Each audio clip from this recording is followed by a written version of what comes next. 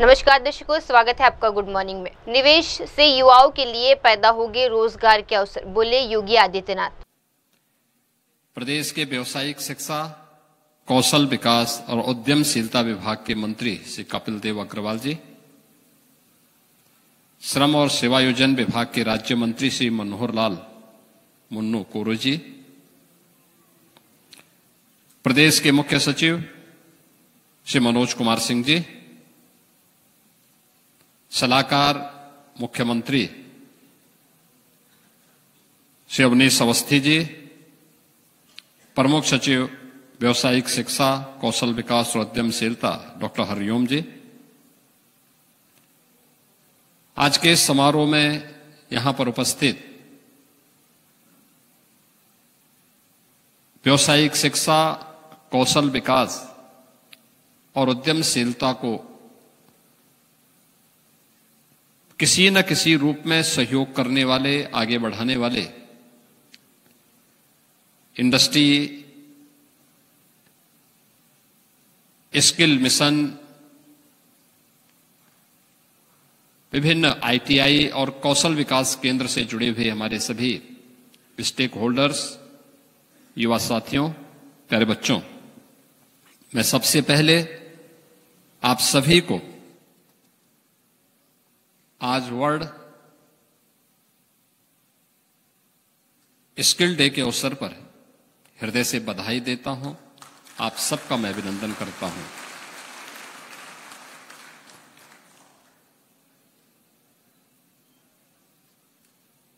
इस अवसर पर प्रदेश के प्रत्येक जनपद में आयोजित होने वाले कार्यक्रमों में सहभागिता निभाने वाले सभी माननीय जनप्रतिनिधियों और वहां के जितने भी युवा आज के इस कार्यक्रम में भागीदार बन रहे हैं और प्रदेश भर के सभी युवाओं को भी मैं हृदय से बधाई देता हूं, अपनी शुभकामनाएं देता हूं। मुझे प्रसन्नता है कि इस बार का जो थीम दिया गया है, अंतर्राष्ट्रीय युवा कौशल दिवस के अवसर पर, वह है एआई और डिजिटल स्किल के माध्यम से युवा सशक्तिकरण का मार्ग प्रशस्त करना।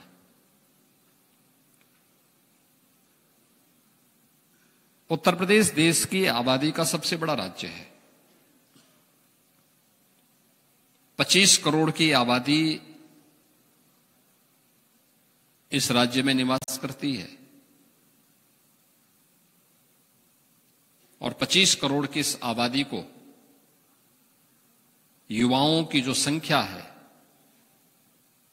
और कामकाजी जो वर्ग है यूपी के अंदर, 56 से 60% लोग ऐसे हैं जो कामकाजी तबके से जुड़े हुए हैं। उन लोगों को उसके अनुरूप कार्य मिल सके, इसके लिए डबल इंजन सरकार निरंतर प्रयत्नशील है और आदरणीय प्रधानमंत्री जी के मार्गदर्शन में उस दिशा में सरकारों के स्तर पर किए गए प्रयास के कुछ सफल उदाहरण आपके सामने जिन युवाओं को अभी सम्मानित किया गया है, उनकी सक्सेस स्टोरी आप सब ने यहां पर सुनी है। कैसे इन युवाओं ने, जिन्होंने अपनी परंपरागत शिक्षा तो अर्जित की, लेकिन असहाय की स्थिति में आने के बाद जब उन्हें कौशल विकास और उद्यमशीलता विभाग के स्तर पर किए गए ट्रेनिंग के बारे में जानकारी मिली, उन्होंने आवेदन किया, फिर ट्रेनिंग ली और आज सफलतापूर्वक अपने कैरियर को लेकर के आगे बढ़ रहे हैं। अच्छा पैकेज प्राप्त कर रहे हैं, जिसमें 25,000 रुपए से लेकर के 1 लाख रुपए प्रति माह कमाने की उनकी स्थिति आ चुकी है। और मैं इन सभी युवाओं को हृदय से बधाई देता हूं कि जो इस कार्यक्रम के साथ जुड़े हुए हैं। उत्तर प्रदेश में कार्य की कमी नहीं, कार्य की भी कमी नहीं है और मानव संसाधन की भी कमी नहीं है। हमारे पास स्केल है, लेकिन उस स्केल को स्किल में बदलने के लिए ही ये सभी प्रयास प्रारंभ किए गए हैं, जिसके अंतर्गत प्रदेश सरकार 2 करोड़ युवाओं को डिजिटली सक्षम बनाने के लिए स्मार्टफोन और टैबलेट उपलब्ध करा रही है। 50 लाख युवाओं को अब तक हम उपलब्ध करा चुके हैं।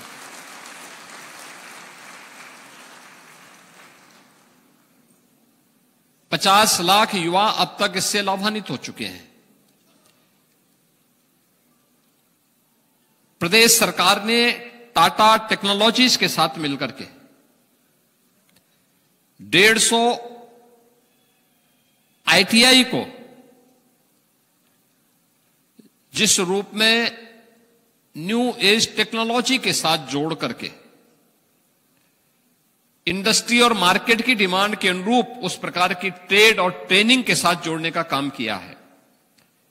यह एक नए उत्तर प्रदेश के युवाओं के जो स्केल है उसको स्किल में बदलने के लिए किए जाने वाले प्रयास का ही एक दूसरा उदाहरण है। ये 150 आईटीआई केवल आईटीआई न रहे, बल्कि यह हब एंड स्पोक मॉडल पर काम कर सके। लगभग 400 के आसपास गवर्नमेंट आईटीआई प्रदेश के अंदर संचालित हैं और लगभग 3000 आईटीआई निजी क्षेत्र के द्वारा भी संचालित हैं। गवर्नमेंट के स्तर पर संचालित आईटीआई में फीस कुल 40 रुपया है। निजी क्षेत्र में भी जो आईटीआई हैं, उन आईटीआई में भी गवर्नमेंट वहां पर बहुत सारी इंसेंटिव देती है। खासतौर पर पढ़ने वाले छात्रों के लिए स्कॉलरशिप देती है, अन्य अन्य प्रकार से उन्हें सहयोग भी करती है। उन सभी युवाओं के लिए एक अवसर है कि हम सब ये विभाग के स्तर पर जो प्रयास प्रारंभ किए गए हैं कि मार्केट की मैपिंग करना, डिमांड के अनुसार उस प्रकार के ट्रेड को विकसित करना और फिर उसके अनुसार उन्हें स्किल डेवलपमेंट के में पारंगत करते हुए इंडस्ट्री तक पहुंचाना। मैं धन्यवाद दूंगा, यहां पर कुछ इंडस्ट्री लीडर्स भी आए हुए हैं। उन लोगों के द्वारा इस दिशा में कुछ प्रयास प्रारंभ हुआ है। आपने पिछले 8 वर्ष के अंदर इस बात को महसूस किया होगा कि कानून व्यवस्था अच्छी होती है, सरकार की नीयत ठीक होती है, तो देखते ही देखते निवेश की भी झड़ी हमें देखने को मिलती है। 15 लाख करोड़ रुपए से अधिक के निवेश के प्रस्ताव यूपी के अंदर आए और 15 लाख करोड़ के ये सभी निवेश के प्रस्ताव प्रदेश के अंदर युवाओं के लिए नए अवसर भी प्रदान करते हैं। यानी इन 15 लाख करोड़ रुपए के निवेश के जो प्रस्ताव हमने ग्राउंड ब्रेकिंग करवाए हैं, प्रस्ताव हमें 45 लाख करोड़ के प्राप्त हुए, लेकिन जिन्हें अब तक शिलान्यास करके प्रोडक्शन के साथ जोड़ा गया है, ये 15 लाख करोड़ रुपए से ऊपर के हैं। इनमें लाखों युवाओं के लिए नौकरी के अवसर हैं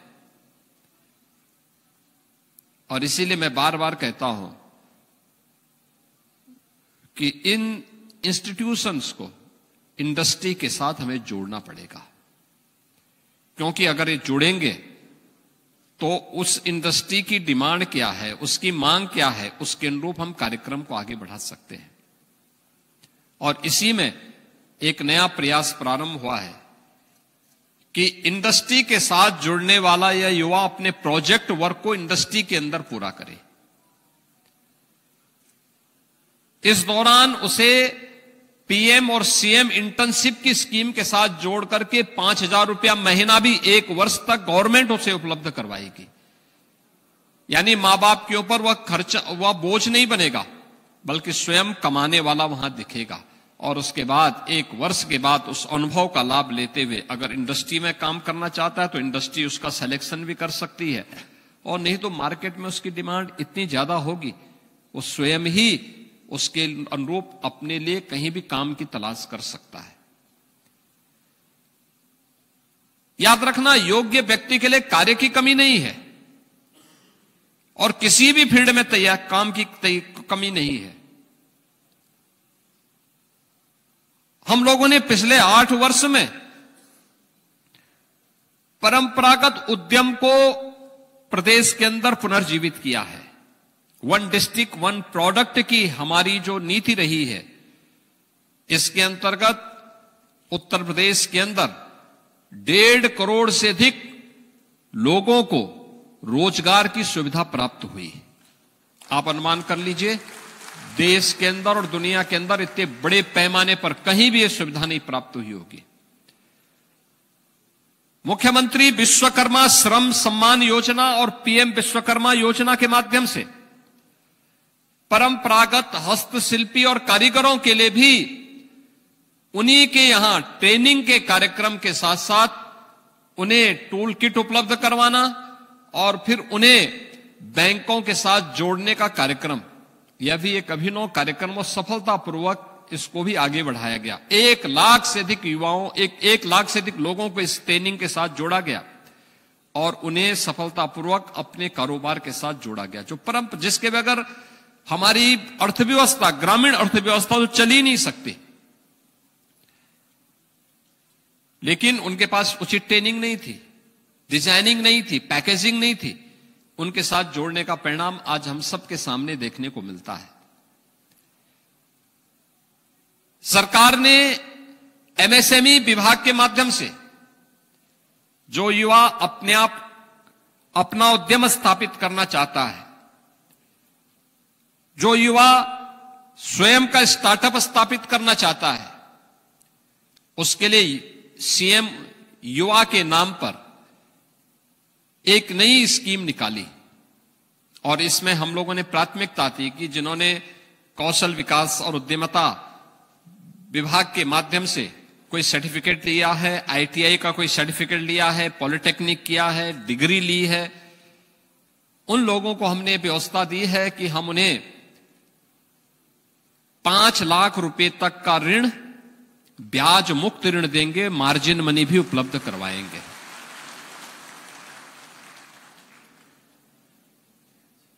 मुझे प्रसन्नता है, हमने इसी वर्ष 24 जनवरी को इसको लॉन्च किया स्कीम को, और अब तक 50,000 से अधिक युवा इस स्कीम के साथ जुड़ चुका है। इसमें उस व्यक्ति को केवल अपना मूलधन वापस करना है और मूलधन वापस कर देगा, ब्याज जितना में लगेगा उस सरकार। नई मुंबई में मूसलाधार बारिश से जल प्रभाव, यातायात प्रभावित।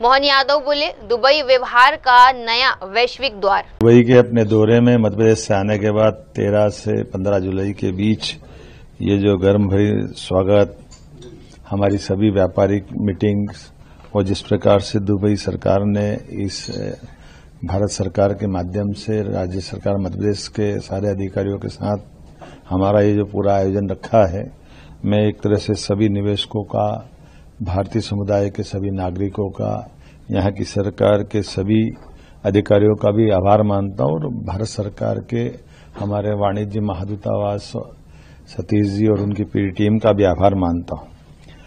माननीय प्रधानमंत्री जी ने दुबई की ताकत को पहचाना। 2015 से उनने दुबई के माध्यम से दुनिया में व्यापार का एक नया दरवाजा खोलने का काम किया और जिस प्रकार से उनने अपनी सर्वाधिक विजिट यहाँ की है, वो दुबई के लोगों के लिए, भारतीय व्यापारियों के लिए, विश्व व्यापार के लिए वाकई एक माइलस्टोन की तरह उनका ये अभियान रहा है। उसी सिलसिले को पकड़ के मध्य प्रदेश सरकार की ओर से हमने इस विकास यात्रा को न केवल बदस्तूर उस भावना के अनुसार जो मजबूत आधार स्तंभ बने, इस भाव से इसकी पूरी डिजाइन तैयार की थी, जिसके माध्यम से वैश्विक संवाद 2025 के तहत मैंने Jebel Ali free zone authority JAFZA के साथ अधिकारियों के साथ टेक्सटाइल, नवकरणीय ऊर्जा, एविएशन, खनन और धार्मिक पर्यटन जैसे स्थानों के लिए विस्तार से हमने भविष्य की संभावनाओं पर प्लानिंग की है। मुझे लगता है कि इस पे काफी रिस्पांस भी हमको आया है। डीपी वर्ल्ड भारत मार्ट के तहत भारतीय व्यापारियों के लिए नए अवसरों पर विचार विमर्श का उत्साहजनक परिणाम दिखाई दिया है। दुबई टेक्सटाइल सिटी में टेक्समास एसोसिएशन के साथ पीएम मित्रा पार्क धार, जैन इंटरनेशनल ट्रेड ऑर्गेनाइजेशंस के चेयरमैन मुकेश वोरा, यूएई के विदेश व्यापार राज्य मंत्री डॉक्टर थानी बिन अहमद अल जायोदी, विभिन्न मुलाकातों से इस दौरे को भी वजन मिला है और भविष्य की ठोस आधार बना है, जिसपे हमारी एयरलाइंस के माध्यम से मध्य प्रदेश से कनेक्टिविटी बढ़ेगी। इस अवसर पर अबू धाबी में बीपीएस मंदिर के दर्शन, भारतीय दूतावास के अधिकारियों के साथ बैठकें, भारतीय संबंधों को और मजबूत करने की दिशा में हमने ठोस काम किया है। मध्य प्रदेश की प्राकृतिक संपदा, माइनिंग की संभावना और एसजी/एसटी प्रतिपूर्ति, पूंजीगत अनुदान जैसे प्रावधान ने निवेशकों को जब हमने बताया तो उन्होंने उत्साह के साथ इसमें इस बात को समझने का प्रयास किया है। मैं अपनी ओर से सभी निवेशकों का, जाफजा, डीपी वर्ल्ड भारत मार्ट और उनसे जुड़े सभी सहयोगियों का आभार भी मानता हूं और उम्मीद करता हूं कि ये सिलसिला न केवल हमारा आगे भी जारी रहेगा, बल्कि भविष्य में मध्य प्रदेश से आकर के व्यापारियों का हमारा अलग अलग जब कोई बड़े आयोजन होते हैं उसमें हम न केवल भागीदार बनेंगे, बल्कि और अच्छे इस ट्रेड को कैसे बढ़ा सकते हैं उस पर हम काम कर रहे हैं। मेरी अपनी ओर से सबका आभार। आदित्य ठाकरे बोले, पाकिस्तान से संबंध खत्म होने चाहिए। मैंने ये सवाल पिछले हफ्ते भी पूछा था, मैंने सोशल मीडिया पे पूछा था कि एक तरफ हम ब्रिज का नाम सिंदूर करते हैं, एक तरफ अगर आप देखें तो भाजपा सिंदूर का एक कुछ प्रोग्राम करने वाली थी, लेकिन शायद हम ही एक पार्टी है जिसने पहले से कहा है कि जब तक पाकिस्तान से सारे के सारे तरीके जो हमले हैं, आतंकवादी कार्रवाई है, वो रुकती नहीं है, तब तक उनसे कोई रिश्ता ना होना चाहिए, कोई ताल्लुकात नहीं होने चाहिए। लेकिन क्या वही भाजपा आज जो सिंदूर का नाम सब जगह देने की कोशिश कर रही है, राजनीति करने की कोशिश कर रही है, ठीक है, इससे कि जो स्पोर्ट्स मिनिस्टर उन्हीं के पार्टी के, उन्हीं की सरकार के कह रहे हैं कि हॉकी खेलेंगे पाकिस्तान के साथ, वही भाजपा के लोग कहते हैं क्रिकेट खेलेंगे पाकिस्तान के साथ। पिछले साल हमें बताया गया था कि बांग्लादेश में हिंदुओं पे अत्याचार हो रहा है, लेकिन उसी बांग्लादेश को 50,000 टन चावल इसी भाजपा की सरकार ने भेजा था और उनके साथ क्रिकेट भी इसी भाजपा के सरकार ने खेला। भारत बना विश्व का नंबर 1 दूध उत्पादक देश। चलिए, धन्यवाद। आपने एक जो वर्ड कहा कि एनडीआरआई की उपलब्धियां, तो मैं आपके इस वर्ड को बहुत बहुत धन्यवाद देता हूं कि आप लोग मान रहे हैं कि एनडीआरआई अच्छा काम कर रहा है।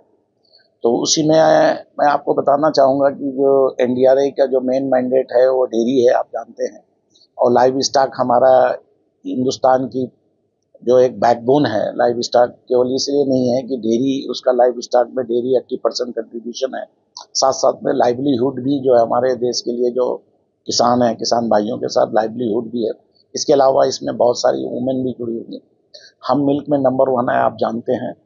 25%, 24 एंड 25% का कंट्रीब्यूशन वर्ल्ड मिल्क में है। ये सब आप लोग हमेशा लिखते रहे, जानते हैं, और इतना पॉपुलर है कि आप लोग सब जानते हैं।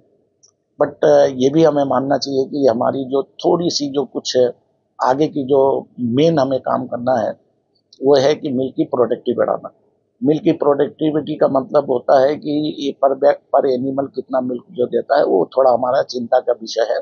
और बात बीच बीच में बात भी उठती है कि आपके पास एनिमल ज़्यादा हैं इसलिए मिल्क का प्रोडक्शन है, लेकिन पर एनिमल अगर देखा जाए विदेशों की क्षेत्र में तो थोड़ा हमारा कम है। कम मैं इसलिए नहीं कहूँगा कि हम किसी से साइंस में कम हैं, कम इसलिए है क्योंकि हमारे में ब्रीडिंग बहुत सारी ब्रीड्स हैं।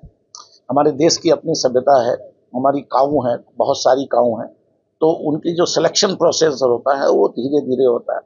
तो हमने जो अपनी ब्रीड बनाई उनका अच्छा है, लेकिन उसको अभी हमने रजिस्टर्ड भी करा रहे हैं और उसको बाद में हम इसको पॉपुलराइजेशन करेंगे। जो नई ब्रीड बनाई है उसका अच्छा एवरेज है, लेकिन सारे एनिमल की ब्रीड एक जैसी प्रोड्यूस नहीं करते, और जब उनको हम इकट्ठा करते हैं तो पर एनिमल कम पड़ता है।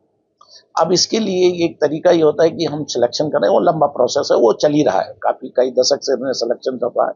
अगर हम उसमें देखें तो हमने बड़ी उपलब्धि की है, वो कभी और बात करेंगे। लेकिन इसका फास्टर मल्टीप्लिकेशन एक अच्छा तरीका है कि हमारे बहुत अच्छे दुधारू मिल्क अगर है तो उनको हम कैसे फास्टर मल्टीप्लाई कर सकते हैं। तो मैं आपको वही बता रहा हूँ। तो जो फास्टर मल्टीप्लिकेशन है, अच्छे दुधारू को नंबर बढ़ाएं और जो खराब एनिमल है उनको फिर निकालते जाएं। तो मल्टीप्लिकेशन का एक तरीका होता है कि बहुत अच्छा एनिमल है तो दोबारा तुरंत आप बना लीजिए। अब तुरंत अगर बनाना है एनिमल को तो हर एक एनिमल का अपना जेस्टेशन पीरियड होता है। तो हम लोग जो बनाते हैं एक टेक्निक, 2 टेक्निक्स हैं। एक हमने जैसे क्लोनिंग है, किसी एनिमल को हम 9 महीने का जेस्टेशन तो मिनिमम चाहिए, उसका किसी का टिश्यू लेकर के और हम उसको क्लोन कर लेते हैं। दूसरा एक टेक्निक्स और भी है जो हमारे वहाँ स्टैंडर्डाइज है, जो सब कहीं पूरे दुनिया में है, ओवम पिकअप है। लार्ज लाइव एनिमल से ओवा निकाल करके और उसको हम फिर बाद में बाहर एम्ब्रियो ट्रांसफर कर बना करके और ट्रांसफर करके सर्वोगेट में हम एनिमल अच्छा हाई यील्डिंग का कर लेते हैं। उसी दिशा में आपको याद होगा कि हमने एक गिर का क्लोन किया था, क्योंकि गिर की अभी मल्टीप्लिकेशन इतनी अच्छी और प्रोडक्टिविटी नहीं, तो गिर में हमने एक क्लोन किया था अच्छे एनिमल की जिसका 17 और 18 लीटर था। उस क्लोन को आपने पॉपुलर किया जिसका नाम हमने गंगा रखा था। अब उसका क्या है कि जब वो अगर उसको नॉर्मल हमारा चलाते रहें तो लगभग 18 महीने और 20 महीने के बाद 24 महीने तक मैच्योर होती है नॉर्मली, कि वो एनिमल आएगा, हीट में आएगी, फिर उसका हम इंसेमिनेशन करेंगे और बच्चा होगा। औरैया में महिला आयोग की जनसुनवाई, 19 शिकायतों का समाधान। आज औरैया जनपद में महिला आयोग की तरफ से आज जनसुनवाई में मैं यहाँ पे आई हूँ। यहाँ पे 19 प्रार्थना पत्र आए, जिसका एक मौके पे ही उसका निस्तारण हो गया, क्योंकि पेंशन संबंधित वो प्रार्थना पत्र था। और ज़्यादातर जो प्रार्थना पत्र थे वो जमीन से संबंधित थे अधिकतर, और कुछ घरेलू हिंसा, महिला उत्पीड़न, वो भी केसेस थे। मैं यहाँ पे सब अधिकारियों का धन्यवाद देना चाहूँगी कि इन लोगों ने सारे प्रकरण को गंभीरता से लेते हुए तुरंत उसके ऊपर कार्रवाई करने का उन्होंने आश्वासन दिया। और निश्चित है अगली बार जब मैं जनसुनवाई में आऊँगी तो जो एक रहता है ना कि होता कुछ नहीं है, क्योंकि जनसुनवाई तो डीएम साहब भी लगाते, तहसील स्तर पे भी होती, ब्लॉक स्तर पे भी होती, सब जगह जनसुनवाई। लेकिन मैं वो एक जो मिथक है उसको तोड़ना चाहूँगी कि महिला आयोग की जनसुनवाई में जो आया है उसके हर उसका निस्तारण हुआ। और केवल एक चीज और मैं बताना चाहूँगी, अब हमारे यहाँ महिला आयोग ने ये निश्चय किया है, राज्य महिला आयोग की हम लोगों के हर महीने एक बैठक होती है लखनऊ में, तो ये निश्चित किया है कि हम लोग जन सुनवाई के साथ हम लोग निरीक्षण करते हैं जेल का, हॉस्पिटल का, उसके साथ आंगनबाड़ी केंद्रों का।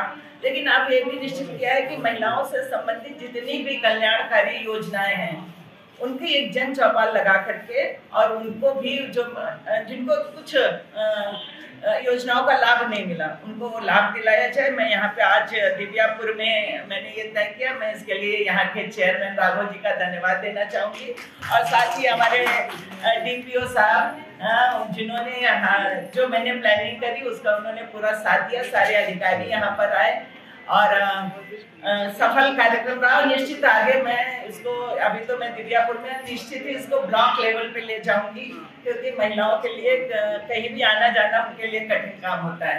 लेकिन मैं यहाँ सभी संबंधित अधिकारी यहाँ पे बैठे हुए, मैं उनको बार बार याद दिलाना चाहूँगी कम से कम महिला आयोग के साथ उनको बनाए रखें। जब मैं लखनऊ, आपको बता दूं, लखनऊ में जाती हूँ, पूरे यूपी से पर डे 300 से 500 तक प्रार्थना पत्र आते हैं।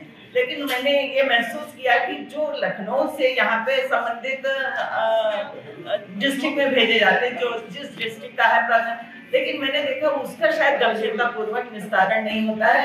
तो मैंने एक काम किया कि जितनी वहाँ पे लखनऊ में जितने आयोग को गए थे, उसकी पूरी मैंने फाइल निकलवा के मैंने संबंधित जितने वहाँ प्रार्थना पत्र गए थे, मैंने सबसे फोन पे बात की कि आपकी मतलब सुनिए कि मई, जून, जुलाई, अभी तक अधिकतर लोगों ने यही बताया कि हमारे मतलब उनके पास तो कोई संबंधित संपर्क ही नहीं किया गया।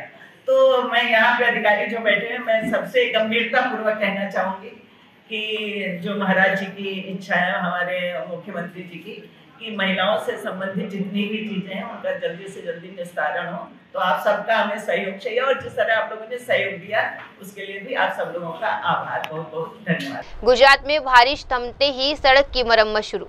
છેલ્લા 5-6 દિવસથી વરસાદ અત્યારે થયો નથી, જેના કારણે રોડ રિસર્ફેસિંગનું જે કામ છે એ ઓલમોસ્ટ ધોરણે અમારા દ્વારા કરવામાં આવી રહ્યું છે। એક જ્યાં એસ્ફલ્ટથી કામ ચાલતું હતું, જે છે સબજેલથી કોર્પોરેશન ઓફિસ સુધીનો વિસ્તાર, અને બીજું હતું લાતી પ્લોટ, જ્યાં વેટમિક્સથી કામગીરી ચાલી રહી છે। એ સિવાય પણ રાત્રે જે કામગીરી કોર્પોરેશન દ્વારા કરવામાં આવતી હોય છે, દાખલા તરીકે રાત્રિ સફાઈની કામગીરી, સ્ટ્રીટ લાઇટ રિપેરની કામગીરી, એનું નિરીક્ષણ કરવામાં આવ્યું અને જે સૂચનો હતા એ પણ આપવામાં આવ્યા। સાથે સાથે અત્યારે વાવડી રોડમાં જીવીપી અહીંયા એક પોઈન્ટ હતું જેમાં ખૂબ કચરો લોકો દ્વારા નાખવામાં આવતો હતો, એ પોઈન્ટ પણ અત્યારે આપણે જીવીપી રિમૂવ કરવા અર્થે અહીંયા જેટલું પોઈન્ટ હતું ત્યાં પ્રોપર એક્સકેવેશન કરી ત્યાં પેવર બ્લોક પણ નાખવામાં આવશે, સીટો પણ લગાડવામાં આવશે, અને સાથે સાથે ટ્રી ગાર્ડ સહિતના વૃક્ષો પણ લગાડવામાં આવશે, જેથી આ પોઈન્ટ જીવીપીની જગ્યાએ એક સારું બેસવાનું પોઈન્ટ થઈ જાય। જે મેજર રોડ્સ છે આપણા શહેરના, મેજર રોડ્સમાં અમારો પ્રયત્ન છે કે આવનારા 3 કે 4 દિવસમાં કોઈ પણ જગ્યા આપણને ચાલવામાં તકલીફ ન થાય એવા રોડ્સ કરવામાં આવશે। સાથે સાથ જે બીજા રોડ્સ છે, જે શેરી તો ન કહેવાય બટ આંતરિક રસ્તાઓ છે જવા માટેના, ત્યાં અમે આગામી સમયમાં આયોજન કરશું, અને એસ્ફાલ્ટથી જે નાના નાના કોઈ જગ્યા ખાડા હોય કે હોય એના માટે પણ અમે ટીમો દિવસમાં કાર્યરત કરવાના છે। पप्पू यादव बोले, बिहार महागठबंधन का चेहरा राहुल गांधी होंगे। कांग्रेस हमेशा इस देश के SC और ST के रेस्पेक्ट के लिए काम किया है। बाबा साहब अंबेडकर के विचारों और उनके संविधान की रक्षा की बात तब भी कांग्रेस, आज भी कांग्रेस, आज भी हमारे नेता राहुल गांधी। मैंने यही बात कही कि 5.2% बिहार में जाटप है, और फिर हमारे नेता ने राजेश राम जी को अध्यक्ष बना के एक नेतृत्व दिया है। ये मेरे लिए गर्व का विषय है। कांग्रेस में नेतृत्व की कमी नहीं है। अब राजीव गांधी तारिक अनवर जी को मुख्यमंत्री बनाना चाहते थे, मैंने कहा कांग्रेस पर, लेकिन महागठबंधन के नेता कौन होंगे, कौन मुख्यमंत्री होंगे, यह हमारे लीडर राहुल गांधी। फडणवीस ने मुंबई में टेस्ला एक्सपीरियंस सेंटर का उद्घाटन किया। At the very outset, I would like to welcome Tesla to India.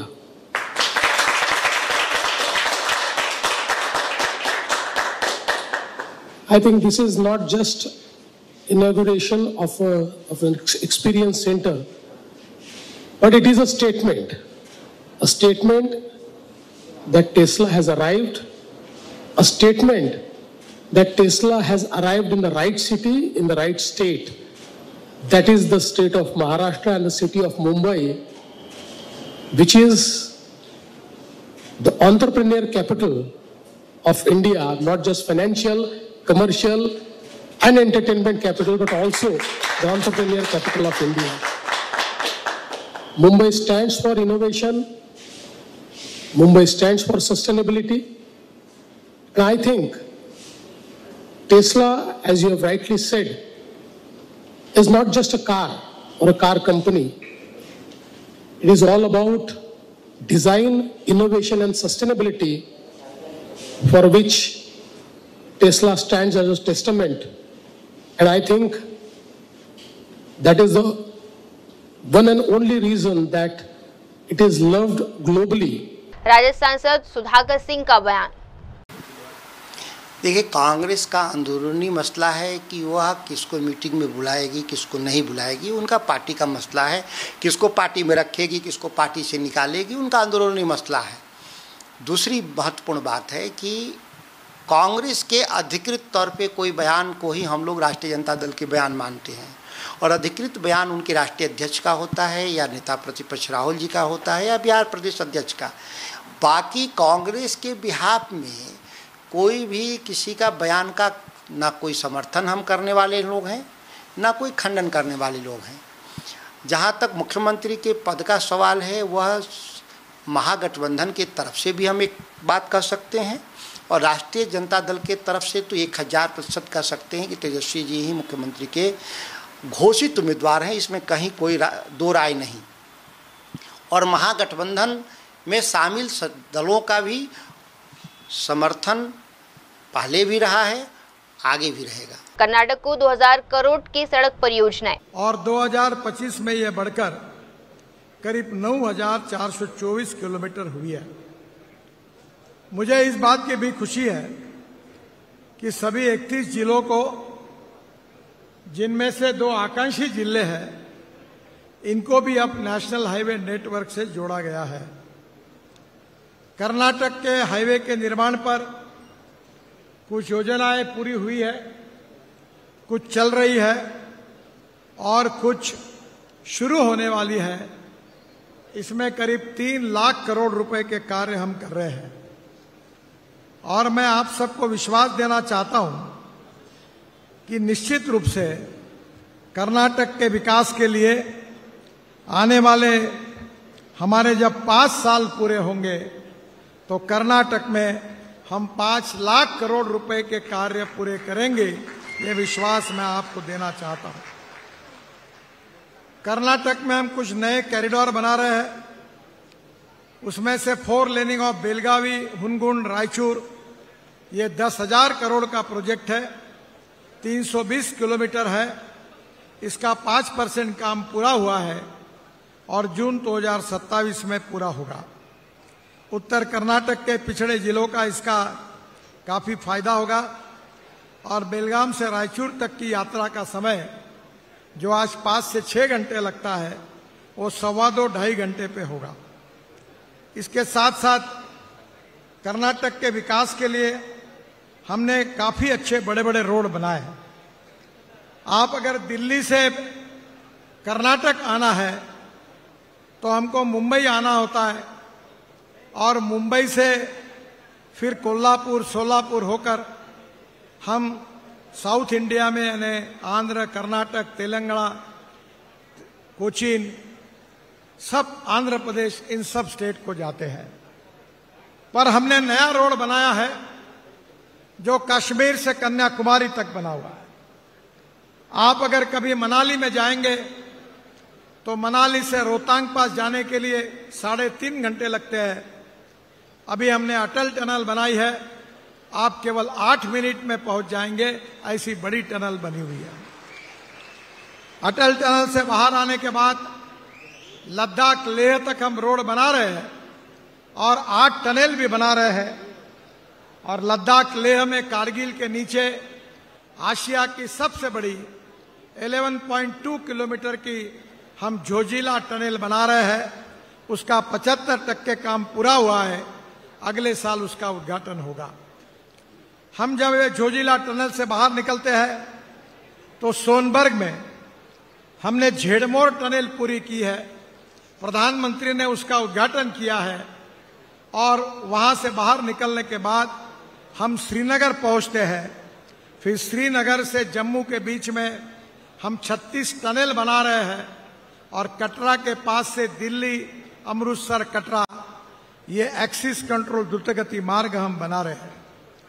Katra मार्ग से अमृतसर होकर दिल्ली आएंगे, दिल्ली से द्वारका एक्सप्रेस हाईवे से दिल्ली मुंबई हाईवे पर आएंगे और सूरत पर रुकने के बाद मुंबई जाने की आवश्यकता नहीं है। अब सूरत से चेन्नई हम करीब 65,000 करोड़ रुपए का नया रोड बना रहे हैं। सूरत से नासिक, नासिक से अहमदनगर, अहमदनगर से सोलापुर, सोलापुर से कर्नूल, कर्नूल से बेंगलोर, मैंगलोर, चेन्नई, हैदराबाद और त्रिवेंद्रम, कोचीन और कन्याकुमारी तक यह हाईवे बन रहा है, जिसके कारण दिल्ली से बेंगलोर 280 किलोमीटर और दिल्ली से चेन्नई 320 किलोमीटर कम होगा।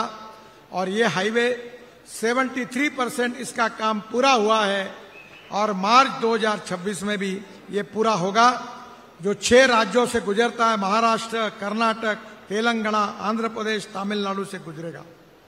इसके साथ साथ मुझे खुशी है कि 4 लेन हसन रायचूर इकोनॉमिक कॉरिडोर 13,000 करोड़ का हम बना रहे, 451 किलोमीटर। ये दिसंबर 2028 में पूरा होगा। इसके टेंडर अब निकले हुए हैं। कर्नाटक में लंबाई 114 किलोमीटर है और इसकी कीमत 5,000 करोड़ है। हसन से रायचूर यह बहुत महत्वपूर्ण है। जहां आप 4.5 घंटे लगते हैं, वो केवल 2 घंटे में यह सफल पूरी होगी। इसमें रायचूर, बेल्लारी के खनिज क्षेत्र को इसका फायदा होगा। हम्पी, श्रीरंगपट्टनम जैसे पर्यटन स्थलों पर बेहतर पहुंच होगी।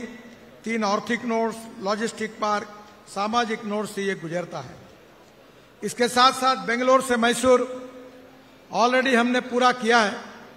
ये 4,500 करोड़ का 117 किलोमीटर 100% पूरा हुआ है।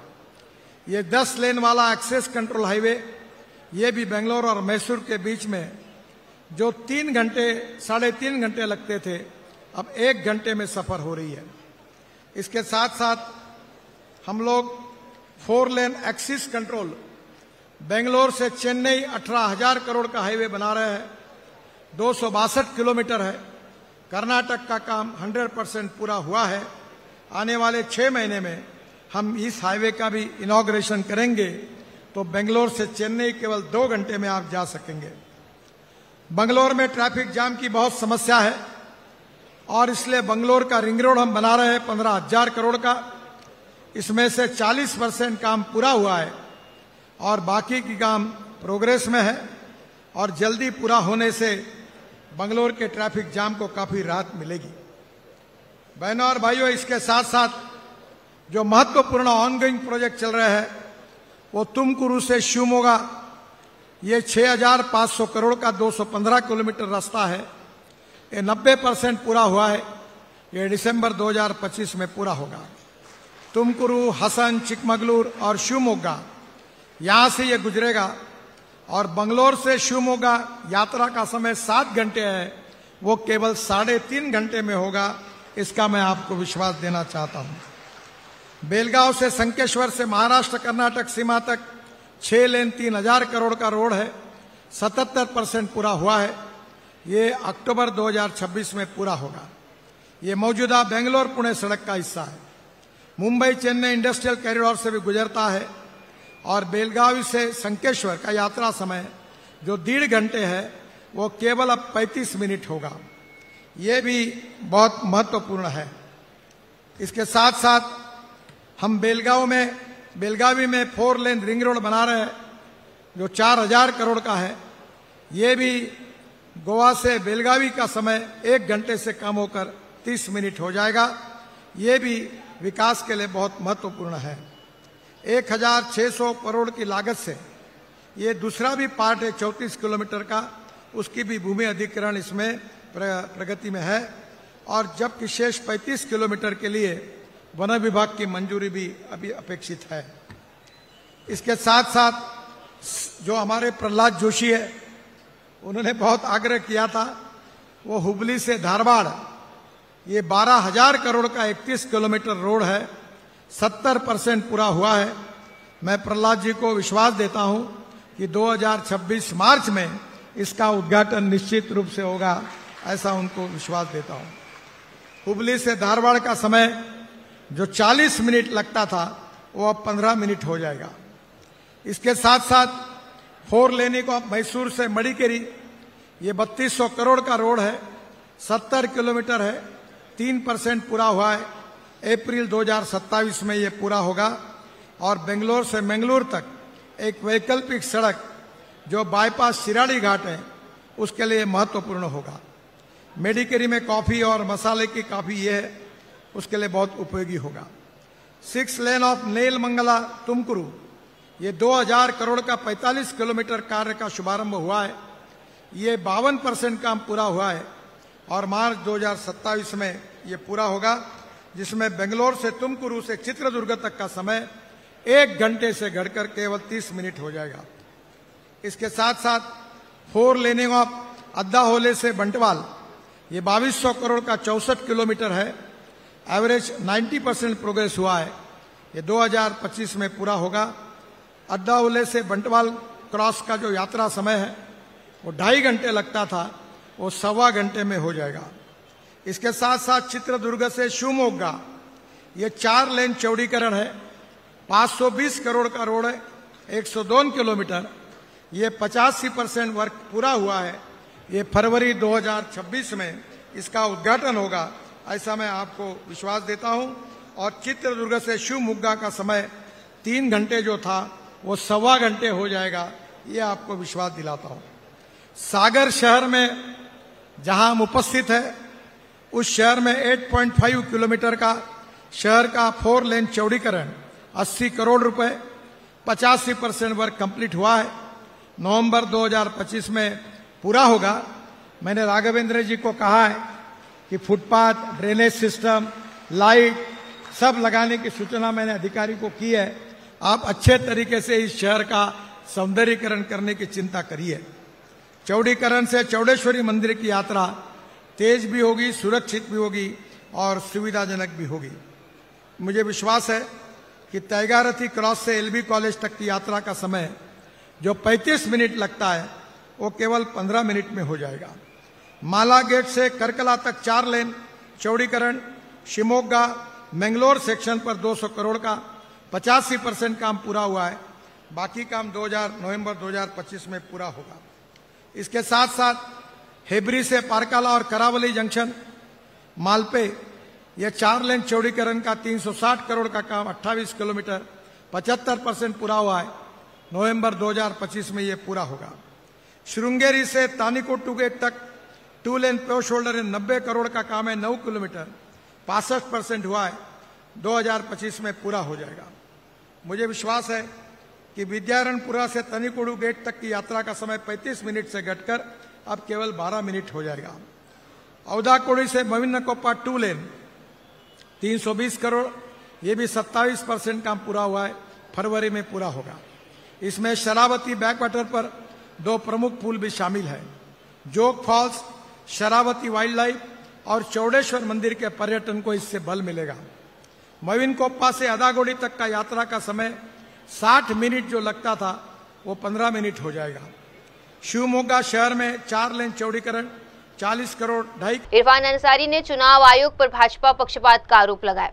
चुनाव आयोग जो है वो लगता है कि एक संवैधानिक पद है, वो आयोग है, वो भाजपा के सारे में काम कर रही है, जो चिंता का विषय है। SIR आप लागू बिहार में कैसे करेंगे? आप क्या चाहते हैं? चुनाव आयोग का काम है निष्पक्ष आपको चुनाव कराना, ना कि भारतीय जनता पार्टी का स्क्रिप्ट को आप वहां जाके इंप्लीमेंट करना। बिल्कुल देखिए, बिहार में भारी आक्रोश है और इसका खामियाजा बिहार में आने वाले चुनाव में देखने को मिलेगा। आपको जनता को अपमानित करने का काम किया जा रहा है, उनका अधिकार छीनने का प्रयास किया जा रहा है। आप वोटिंग राइट से नहीं हमें वंचित कर सकते हैं। बिहार के कारण मैं कहना चाहता हूं, बिहार के युवाओं के कारण आज भाजपा शासित राज्य जो है वो डेवलप कर रहा है, चाहे वो गुजरात हो, चाहे वो मध्य प्रदेश हो, चाहे वो आपका और भी जो भाजपा के जहां जहां राजस्थान हो, तो चाहे वो हरियाणा हो, हमारे बच्चे वहां जाके काम करते हैं, वहां जाके डेवलपमेंट में अपना सहयोग देते हैं। और वैसे वोटरों को अगर आप वंचित कर दीजिएगा तो ये तो बहुत, हम बता रहे, तो आंदोलन होगा। देखिएगा, हम लोग बर्दाश्त नहीं करेंगे। हम झारखंड के, इसका प्रकोप झारखंड में ही पड़ रहा है, हम लोग भी आएंगे। और झारखंड के बच्चे भी दूसरे राज्यों में काम कर रहे हैं, इसका मतलब क्या? उसका वोटिंग अधिकार आप छीन लीजिएगा, राइट छीन लीजिएगा, वोट से वंचित कर दीजिएगा आप। ये नहीं चलेगा। मैं कह रहा हूं, हम लोग बिहार में जाएंगे। हम लोग, नीतीश जी आप घबरा गए हैं, याद रखिएगा, ऐसा नहीं होता है। और आइए, बांग्लादेशी का मुद्दा क्यों नहीं ला रहे हैं आप? आइए बांग्लादेशी को बिहार में चलाइए, बोलिए बांग्लादेशी। बीजेपी वाले को मैं चुनौती देता हूं, नीतीश के सामने बोलिएगा बांग्लादेशी, नीतीश कुमार झाड़ के भगा देगा भाजपा को। ऐसा नहीं है। इसलिए हम लोग समझ रहे हैं भाजपा की चाल को, और मैं तो कहूंगा पप्पू यादव जी भी हैं हमारे साथ। बिहार में, झारखंड में जिसने इन्होंने काम किया, अच्छा काम किया, बिहार में भी काम करेंगे अच्छा। संजय राउत ने किसान पर झूठा केस होने का आरोप लगाया। मोदी के सभा में जिस कृष्णा डोगरे ने प्रोटेस्ट किया था, इसको लेकर ट्वीट किया, क्या है पूरा मामला सर? देखिए, नरेंद्र मोदी जी नासिक में आए थे चुनाव प्रचार के लिए, तो वहां का एक किसान है जिसका नाम है कृष्णा डोंगरे। उसने प्याज को उचित दाम नहीं मिल रहा है और किसान बहुत संकट में है, इसलिए भर सभा में आंदोलन किया। हिम्मत थी उसमें, आंदोलन किया कि हम किसान है नासिक के, हमें उचित दाम नहीं मिल रहा है, हमारे घर का चूल्हा नहीं जल रहा है, आप कुछ करिए। तो पुलिस ने उनको अरेस्ट किया, उसके ऊपर बहुत से मुकदमे डाले, फिर भी वो पीछे नहीं हटा, बार बार आंदोलन करता रहा 6 महीने के अंदर में। अब वो सरकार की बात मानता नहीं है, सरकार को सवाल पूछता है, इसीलिए उसके ऊपर बलात्कार का अपराध, झूठा मुकदमा, झूठी केस बलात्कार की, ये आदमी हमारी बात नहीं मानता है।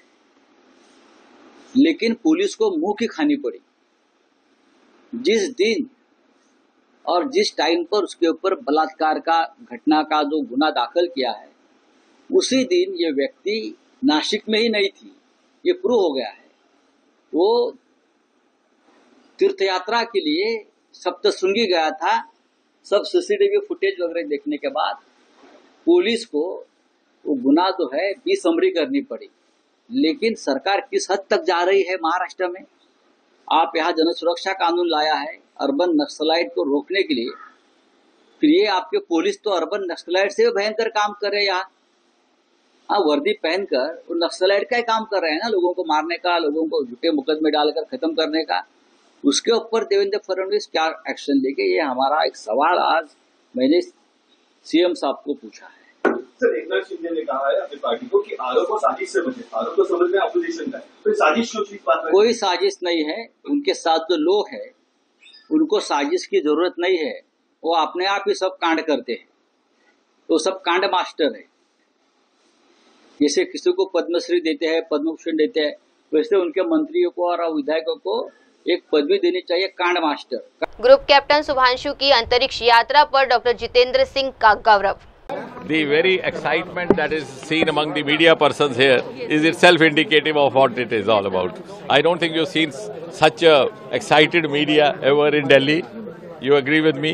So that is an evidence of how the entire country feels, every citizen feels. As I said, it's indeed a moment of pride for the world, but a moment of glory for India, because one of her sons, one of her illustrious sons is coming back with a successful voyage, and more importantly, having performed those experiments which were assigned to him, which were exclusive, which never done before, which have a huge, huge bearing on life sciences, on the well-being of the mankind across the world, which appropriately lives up to Prime Minister Modi's mantra of playing the role of a Vishwa Bandhu Bharat. Sir, what were the key experiment conducted by Subhanshu? There were 3 or 4 categories. One is, of course, related to the lives. And I also must point out over here, since you've given me this opportunity, that many of these kits, all these kits were indigenous, prepared within India, performed by an India. And the other department in the ministry, Department of Biotechnology, provided kits.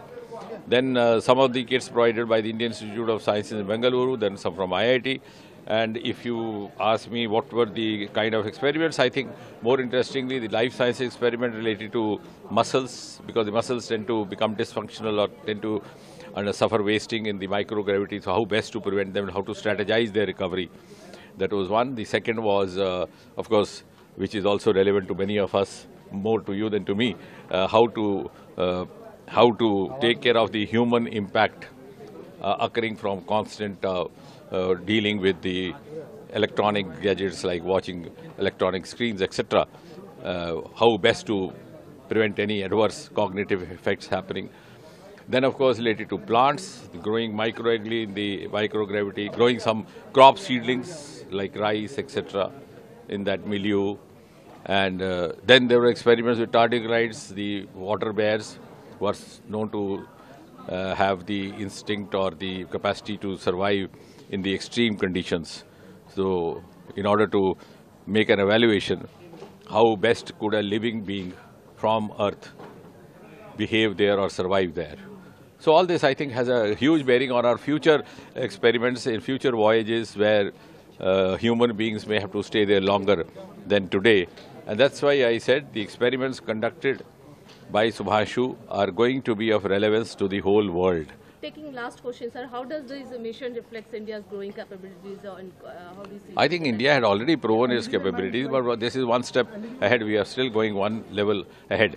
Now we are in a stage where we can also tell the world that, look here, we can take upon ourselves the responsibility of performing such experiments which can be said to be maiden experiments. Nobody had ventured before. We can do it, and we can give you the inputs and the inferences for your benefit. IMA ने सांसद मनोज कुमार की सदस्यता रद्द करने की मांग की। ये बड़ा गंभीर है, इसमें दोष हमारे संसद महोदय का ही है। हमको जिस चिकित्सक से ये सब उनका बात हुआ, जिस पे वो नाराज हुए, उससे बात करने से पता चला कि एक मरीज इसके पहले रात को आया था, बहुत ही गंभीर हालत में था, उसके बचने की संभावना 0% थी। जो उस समय चिकित्सक थे उन्होंने पूरी बात अटेंडेंट को समझा दिया। वो लोग अटेंडेंट लिख के दिया कि ठीक है सर जो है, लेकिन आप इलाज कीजिए, तो उसको भर्ती किया गया। जो रिसेसिटेशन का जो भी प्रोसेस है, जो भी SOP है, सब पूरा किया गया। ये बात अलग है कि उसके बावजूद भी बच्चे को वो लोग बचा नहीं सके। तो इसी पे संसद महोदय दूसरे दिन जूता चप्पल पहने अपने 10 समर्थक के साथ SNCU में सीधे घुस गए, और चिकित्सक केवल इतना ही कहे कि सर ये माने SNCU है, इसमें जूता चप्पल बिना मास्क के आना वर्जित है, बस इतना ही उस चिकित्सक का दोष है। इसी पे भड़क गए, वलूल जलूल जो बोलने लगे। तो इसमें तो दोष डॉक्टर का कोई दोष नहीं है। हम एज ए IMA प्रेसिडेंट ये कहते, हम लोग मीटिंग करके उनके मानसिक स्थिति की जांच करवाएं। आप संसद महोदय की, आप संसद बन गए तो माने आप क्या हो गए, लाट हो गए। चिकित्सक तो हमेशा चिकित्सक रहेगा, आप हमेशा संसद नहीं रहिएगा। इसको याद रखना चाहिए उनको। ये नहीं कि प्रोटोकॉल हर सब डॉक्टर माने संसद के लिए कोई प्रोटोकॉल नहीं है। सिविल सर्जन घुसते हैं SNCU में तो जूता निकाल के, मास्क लगा के।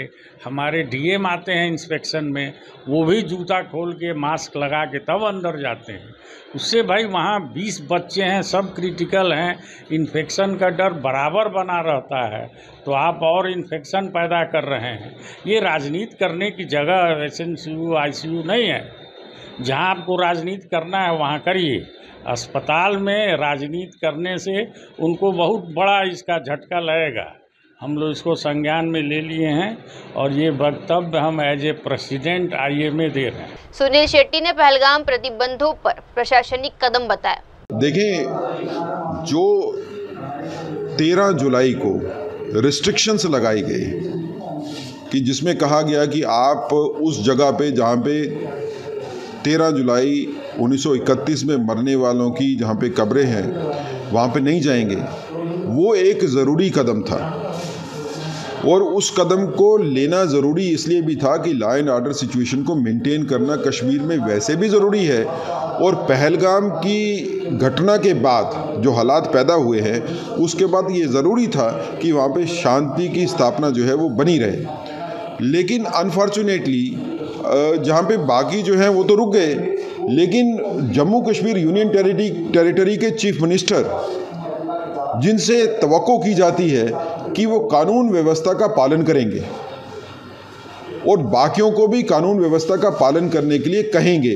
वो खुद ही कानून व्यवस्था को तोड़ते हैं और चोरी तरीके से वहाँ पे जाके दीवार को कूदते हुए अंदर जाते हैं और वहाँ पे श्रद्धांजलि देने की कोशिश करते हैं। ये किस किस्म का चीफ मिनिस्टर है? ये जम्मू कश्मीर की मिसफॉर्चून है कि हमारे को इस डिफ़िकल्ट टाइम के ऊपर एक ऐसे चीफ मिनिस्टर के साथ काम करना पड़ रहा है या किसी के अंडर काम करना पड़ रहा है जिसकी सोच ये है कि एक न्यूज़ बननी चाहिए, एक अराजकता फैलनी चाहिए, एक मैसेज जाना चाहिए कि हम देशद्रोहियों के साथ हैं। उसके लिए चाहे शांति जो है वो भंग हो जाए, चाहे विकास जो है वो ख़त्म हो जाए, जनता की परवाह नहीं है।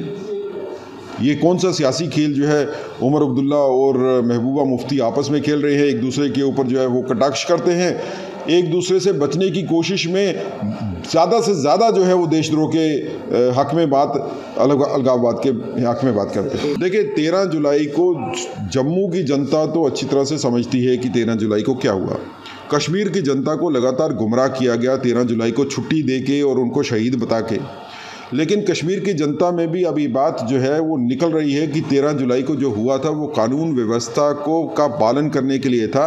अगर 5000 लोग एक जेल के ऊपर अटैक करेंगे जिसमें स्पेशल कोर्ट चल रही है और एक देशद्रोह का मुकदमा जिस पे चल रहा है, वो बंदा वहाँ पे है जो पाकिस्तान से आया है, जो मतलब अभी बाद में पाकिस्तान में ना उस इलाके से आया है, तो जनता को ये समझना पड़ेगा कि ये पूरा गेम प्लान था क्या। और 13 जुलाई 1931 के बाद की अगर आप हालात देखेंगे तो 13 जुलाई 1931 के जो घटना हुई उसको कैसे सियासी तौर के ऊपर बुनाया गया शेख अब्दुल्ला साहब की तरफ से, वो भी जग जाए। बुजुर्ग मैराथन धावक फौजा सिंह का निधन।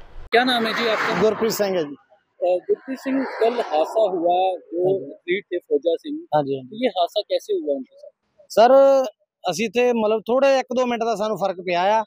ਜਦੋਂ ਅਸੀਂ ਆਏ ਤਾਂ ਗੱਡੀ ਨੇ ਹਿੱਟ ਕੀਤਾ, ਉਹ ਸਾਨੂੰ ਲੱਗਾ ਜਿਸ ਤਰ੍ਹਾਂ ਉਹ ਸੜਕ ਕ੍ਰਾਸ ਕਰ ਰਹੇ ਸੀ, ਇਹ ਸਾਹਮਣੇ ਢਾਬੇ ਸਾਈਡ ਤੇ ਜਾਣ ਦੀ ਜਾਂ ਫਰੂਟ ਦੀਆਂ ਰੇੜੀਆਂ ਵੀ ਲੱਗਦੀਆਂ ਉੱਥੇ ਚੱਲੇ ਸੀ, ਮਤਲਬ ਗੱਡੀ ਹਿੱਟ ਕੀਤਾ, ਗੱਡੀ ਵਾਲਾ ਹਿੱਟ ਕਰਕੇ ਚੱਲ ਗਿਆ। ਮਤਲਬ 5-7 ਮਿੰਟ ਤੋਂ ਰਿਕਵਰ ਕਰਨ ਨੂੰ ਗੱਡੀ ਲਿਆਂਦੀ, ਨਾਲ ਹੀ ਲੈ ਕੇ ਚੱਕ ਕੇ। ਅਸੀਂ ਵੀ ਚੱਲੇ ਸੀ ਕਿਤੇ, ਅਸੀਂ ਆਪਣੀ ਕਾਰ ਵਿੱਚ ਹੀ ਪਿੰਡ ਤੋਂ 2 ਮੁੰਡੇ ਹੋਰ ਸੀਗੇ ਨਾਲ, ਅੰਕਲ ਜੀ ਸੀ, ਤੇ ਅਸੀਂ ਲੈ ਗਏ। ਤੇ ਬਾਕੀ ਉੱਥੇ ਵੀ ਉਹਨਾਂ ਦੀ ਜਿਹੜੀ ਹਾਲਤ ਸਹੀ ਸੀ ਜੋ ਸਾਨੂੰ ਡਾਕਟਰ ਸਾਹਿਬ ਨੇ ਦੱਸਿਆ।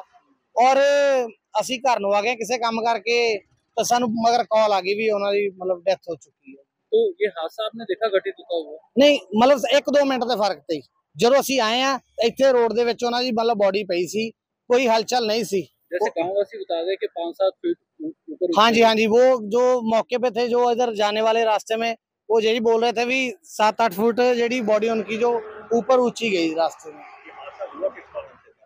फॉर्च्यूनर गाड़ी बता रहे हैं जो जाने वाले रास्ते में। ये व्हाइट रंग की थी? ऐसे कुछ नहीं पता, वो ऐसे बोले थे जी फॉर्च्यूनर या नोवा। सर में राइट साइड में आँख के ऊपर था, सबसे बड़ा जो घाव था उनको, और लात पर भी था, ठीक है जी, बाहों पर और सर पर 2-3 जगह पर चोट आ चुकी थी उनको। और पसलियों में जो डॉक्टर साहब ने एक्सरे किए, हम वहाँ हॉस्पिटल में मौजूद थे सभी, 2-3 बंदे जो घर वाले भी, भाई सुखविंदर सिंह जी उनके बेटे, वो साथ थे हमारे। अपनी गाड़ी थी इधर, हाँ जी, जो ब्यासपिंड वाले और बंदे थे हमारे साथ, जो भाई लोग, वो सब साथ आए। तो मैं अपनी एक्टिवा से था। हाँ, उनके बेटे को फोन कर दिया था भाई को। अगर बात की जाए तो यहाँ क्या करने आए थे? कह रहे कि उनका ढाबा भी था साथ में, क्या ढाबे में आए थे? वो जो हम, जैसे हमको पता है, वो जो ढाबा है वो उनकी जगह में है, रेंट पे लीज पे दिया हुआ उन्होंने ना, तो वो शहर भी वैसे घूमते फिरते रहते थे गाँव में। तो ये हादसा कितने बजे का है? 3:30-4 बजे के बीच भी दोपहर को। और वो अक्सर हाईवे पे ऐसे आया जाया करते थे? नहीं, वैसे उनको ऐसा कोई ज्यादा मतलब नहीं, सब ऐसे मतलब घूमने फिर का शौक था। वो दौड़ भी लगा रहे। अभी जब इधर हमारे ब्यासपिंड में छिंज मेला होता है, बच्चों को उत्साहित करने के लिए उनको जो शौक था, वो उसी के हिसाब से अपना जो जीवन अपना अच्छा बिता रहे थे। पूरा माहौल गमगीन बना हुआ है उनके नाम से। जो हमारा गांव बहुत ऊंचाइयों तक, बहुत दुनिया को, ऑल वर्ल्ड में हमारा गांव उनके नाम से फेमस था। बिहार मतदाता सूची से 35 लाख नाम हटाने पर कांग्रेस का विरोध। देखिए, सारे बीएलओ तो हमारे दुश्मन नहीं है। अगर किसी के खिलाफ संघर्ष करना चाहिए, वो चुनावी आयोग है। बिहार में हम लोग पहले से ही शंका जताई थी, जिन लोगों को वोट देने का अधिकार हनन करने के लिए ये वोटाधिकार हननकारी कार्रवाई किए जा रहे हैं और इसके खिलाफ राहुल गांधी जी लगातार अपना बात रखते हुए आम लोगों के सामने चुनाव आयोग की और पीछे से सरकार की जो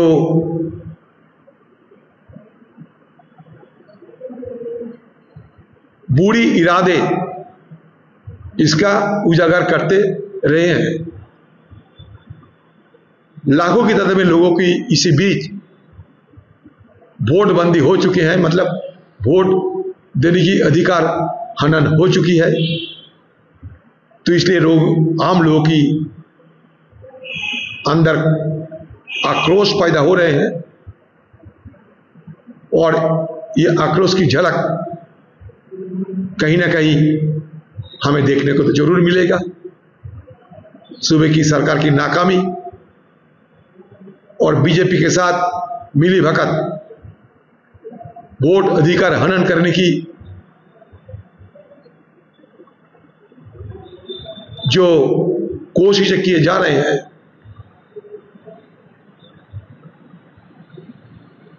इनको कामयाब ना होने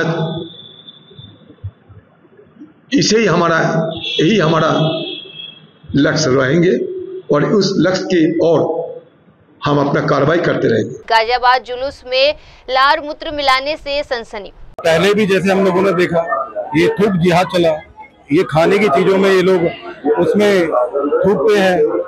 अब हमें देखने को आया कि वो मूत्र जिहाद भी इनका शुरू हो गया है। ये हम लोग बिल्कुल नहीं सहेंगे।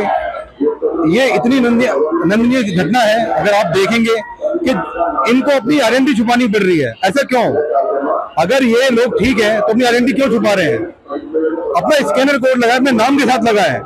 जो हम पुजारी परिवार है, हम लोग सहन नहीं करेंगे। जितने भी पुजारी है, हम सख्त से सख्त कदम उठाएंगे इनके खिलाफ। अगर ये नहीं माने तो इनकी मानसिकता हमें साफ साफ दिखाई दे रही है। क्या इनको ये समझ नहीं आ रहा है कि जो जल है वो जल जमीन तक में नहीं रखा जाता, उस जमीन को जल को तो शुद्ध तरीके से रखा जाता है जो हमारा गंगा जल है।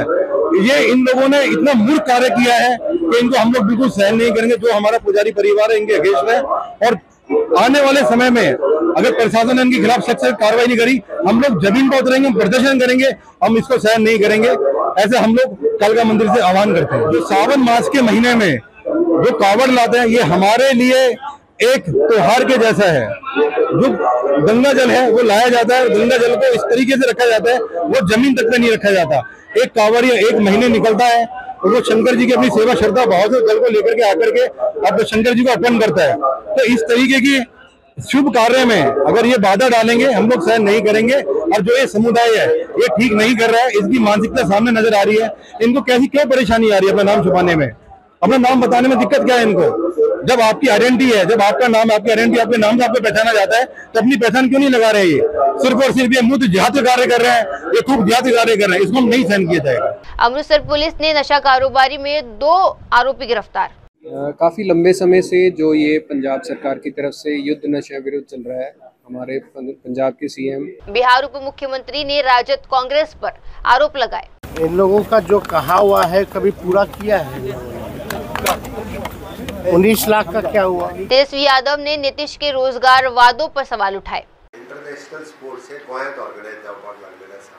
आमी जर पळयलें आसत जाल्यार बीच व्हॉलीबॉल आसतलो, ताज्या उपरांत table tennis, world table tennis आसतलो। गोवा सीएम प्रमोद सावंत ने खेल केंद्र बनाने का दावा किया। नहीं, ये लॉ लाने से बहुत कुछ फायदा होगा कि जैसे कि हम लोग देखते हैं कि जहां लोगों की इच्छा न होते हुए। महाराष्ट्र में धर्मांतरण विरोध कानून पर पंकज फुयर का बयान। मेरा सिर्फ वियना का टूर नहीं था, I also went first to Ireland पहले था, Norway. I went to Hardeep Puri ने ओपेक सेमिनार में भारत की उपलब्धि को बताया महत्वपूर्ण। देखिए, वो किस स्तर के बयान दे सकते हैं ये सब जानता।